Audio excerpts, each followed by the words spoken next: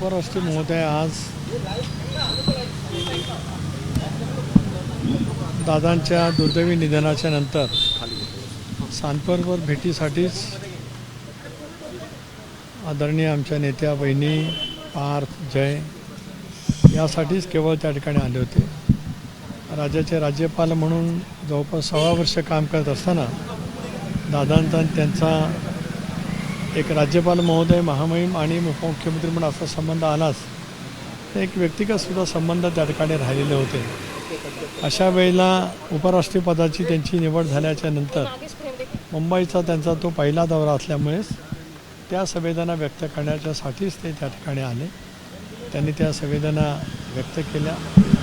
दादांच्याबद्दल 6 वर्षात जे वेगवेगळे अनुभव आलेले होते, किती दादा उत्तम प्रशासक होते, किती पद्धतीचे जनतेचा त्यांचा संवाद होता, काटेकोरपणा वेळेच्या अवतीमध्ये किती दादा पाळायचे, या संदर्भामध्ये उपराष्ट्रपती महोदयांनी दादांच्या प्रती आपल्या संवेदना त्या ठिकाणी व्यक्त केल्या।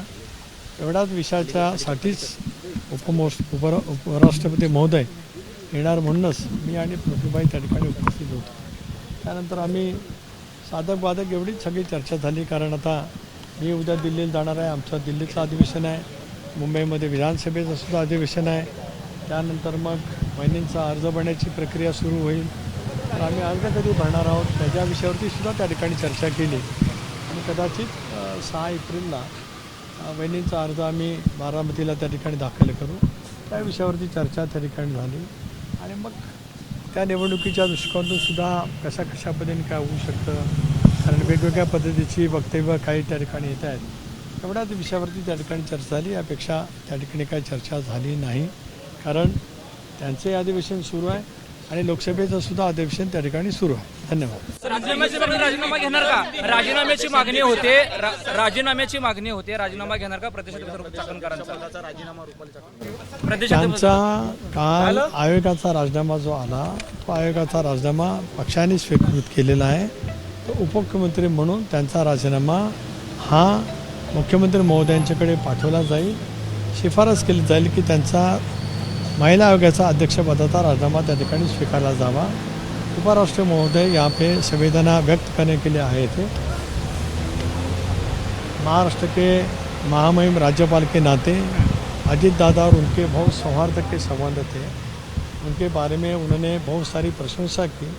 एक एबल एडमिनिस्ट्रेटर, कुशल संगठक एवं दादा ने जो योगदान महाराष्ट्र के लिए दिए थे उसके बारे में उन्होंने अपनी संवेदना वहाँ पे प्रकट की। इतने ही लिए आज उपराष्ट्रपति महोदय यहाँ पे आए थे। धन्यवाद। प्रदेशाध्यक्ष राजीनामा घेणार का? मागणी होते सर।